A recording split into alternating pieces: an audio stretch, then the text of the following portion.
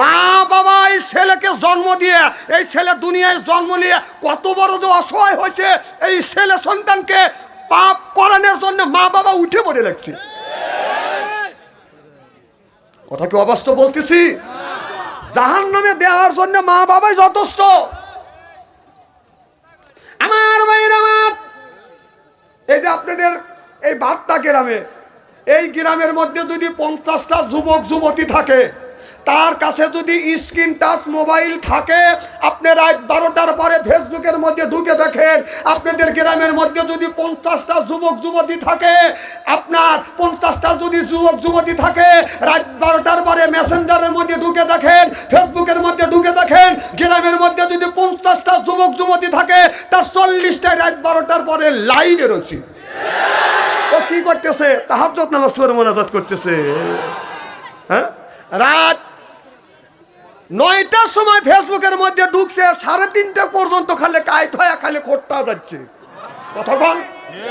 আগেকার চোররা চুরি করছে রাত 12টার পরে, এখন চোররা 12টার পরে চুরি করতে পারে না। জানে যে 3টার সময় যদি ঘরের মধ্যে দেখে, ঘরের মধ্যে আলো জ্বলতেইছি।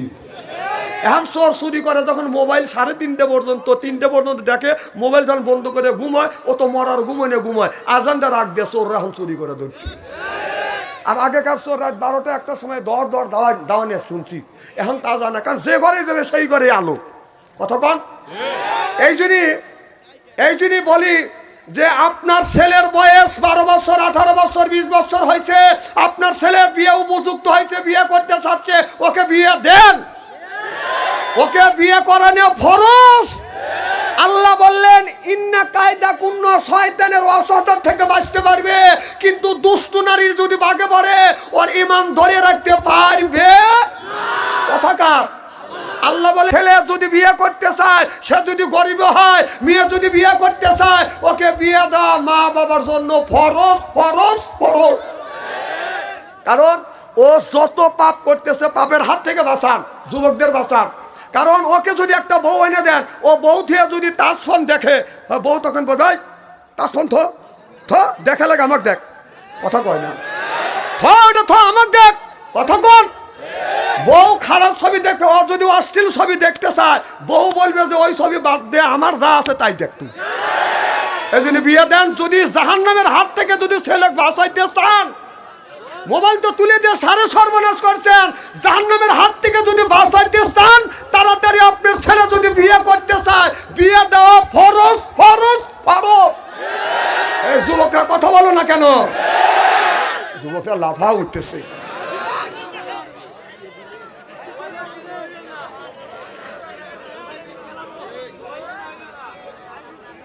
আচ্ছা, আমি তো কোরআনের বাইরে বলছি নাকি? আল্লাহ বলছে, ইয়া কোন ফুকরা, সময় হলে বিয়ে দাও।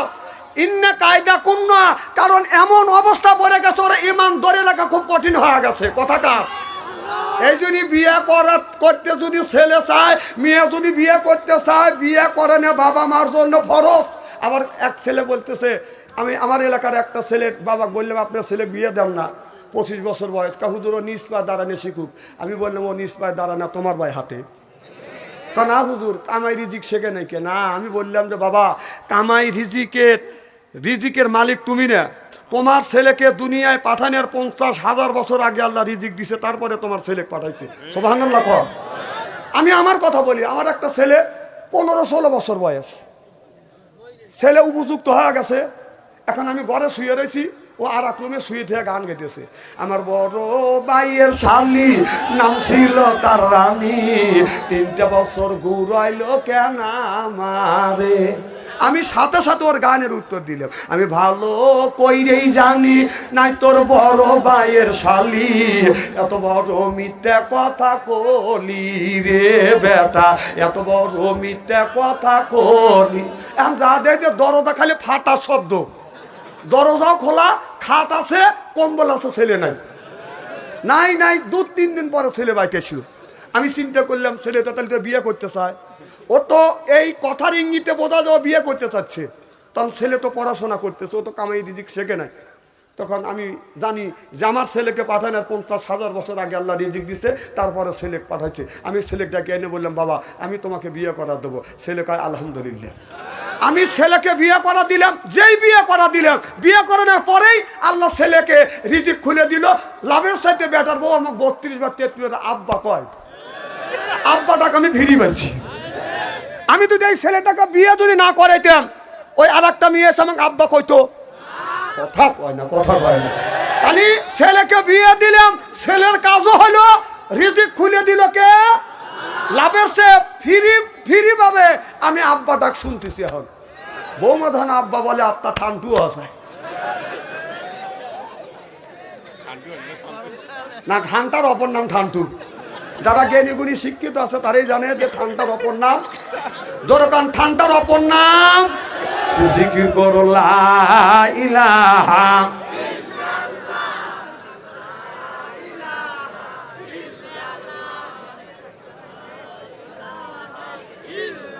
লা ইলাহা আলা ইলাহা ইলাহা লা ইলাহা ইল্লাল্লাহু মুহাম্মাদুর রাসূলুল্লাহ সাল্লাল্লাহু আলাইহি ওয়াসাল্লাম।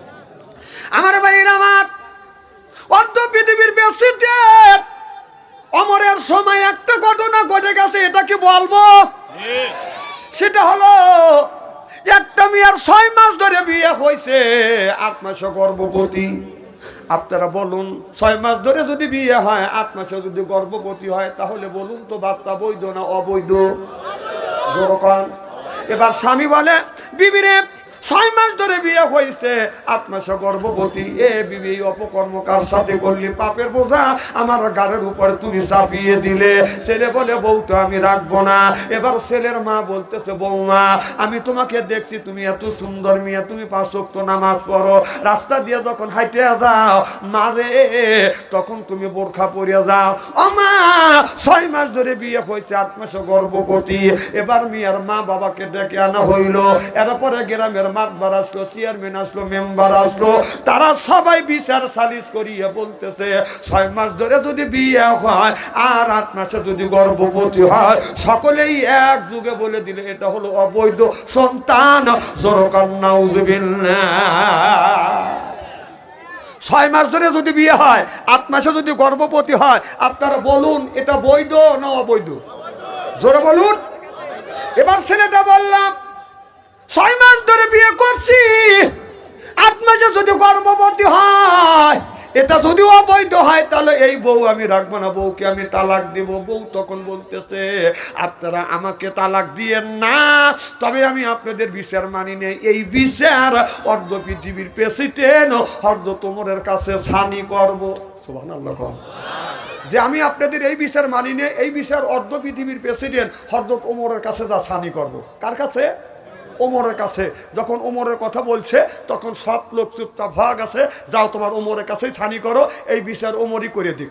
মেয়েটা দৌড়ে চলে গেলেন মসজিদে নববীরে, যা দেখা যায় হযরত ওমর নাই। জিজ্ঞেস করলেন, আমাদের অর্ধ পৃথিবীর প্রেসিডেন্ট ওমর কোথায়? একজন বলল, এই রাস্তা দিয়ে গেছে। মেয়েটা দৌড়তে দৌড়তে হযরত ওমরের সামনে যা সালাম দিলেন, আসসালামু আলাইকুম ইয়া আমিরুল মুমিনিন খলিফাতুল মুসলিমিন, আমার সালাম নেন। হযরত ওমর বলে, মা কেন তুমি আমার রাস্তায় তুমি দাঁড়াইছো, আটকাইছো? মেয়েটা বলে, আমিরুল মুমিনিন খলিফাতুল মুসলিমিন, আমি মসজিদে নববীরে গেছি, আমি আপনারে পাই নাই। মানুষ বলল, হযরত ওমর নামাজ পড়িয়া গ্রামের দিকে রওনা করছে, আমি খুঁজতে খুঁজতে হুজুর আপনার পর্যন্ত আসছি। হযরত ওমর বলে, মা কি দরকারে আসছো? মেয়েটা বলে, আমিরুল মুমিনিন খলিফাতুল মুসলিমিন, আমার 6 মাস ধরে বিয়ে হয়েছে, 8 মাসে গর্ভবতী, আমার স্বামী বলে অবৈধ সন্তান, আমার শ্বশুর বলে অবৈধ সন্তান, আমার শাশুড়ি বলো অবৈধ সন্তান, এমনকি আমার মা আমার বাবা বলল অবৈধ সন্তান। গ্রামের মেম্বার চেয়ারম্যান ডাকিয়া বিচার করলেন, তারা বললেন 6 মাস ধরে যদি বিয়ে হয়, 8 মাসে যদি গর্ভবতী হয়, সকলেই বলল এটা অবৈধ সন্তান। হুজুর আল্লাহর কসম করে বলতেছি, এটা আমার অবৈধ সন্তান না, এইটা হলো আমার বৈধ সন্তান। চিল্লাকান আল্লাহু আকবার। হুজুর এলাকার সব মানুষ বলল 6 মাস ধরে যদি বিয়ে হয়, 8 মাসে যদি গর্ভবতী হয়, হুজুর তারা বলল অবৈধ সন্তান। হুজুর আল্লাহর কসম করে বললাম এটা আমার অবৈধ সন্তান না, এটা আমার বৈধ সন্তান। হুজুর আপনার কাছে আসে, আপনি বিচারটা সানি করে দেন। হযরত ওমর লোক পাঠা দিলেন আর চিঠির মাধ্যমে ঘোষণা দিয়ে দিলেন আগামীকাল 10 ঘটিকার সময় এই বিচার করা হবে। যেই মেয়েটার 6 মাস ধরে বিয়ে হয়েছে, 8 মাসে গর্ভবতী, এই বিচারটা অর্ধ পৃথিবীর প্রেসিডেন্ট করবে। এই ঘোষণা যখন দিয়ে দিলেন আগামীকাল বেলা 10টার সময় বাদান হবে, এলাকার হাজার হাজার মানুষ চিন্তা করতেছে 6 মাস ধরে বিয়ে হয়েছে, 8 মাসে গর্ভবতী, অর্ধ পৃথিবীর প্রেসিডেন্ট হযরত ওমর এই বিচার করবে। এই বিচারে আমাদের যাইতেই হবে। হাজার হাজার মানুষ ওই বিচারে বাদান উপস্থিত হবে। হযরত ওমর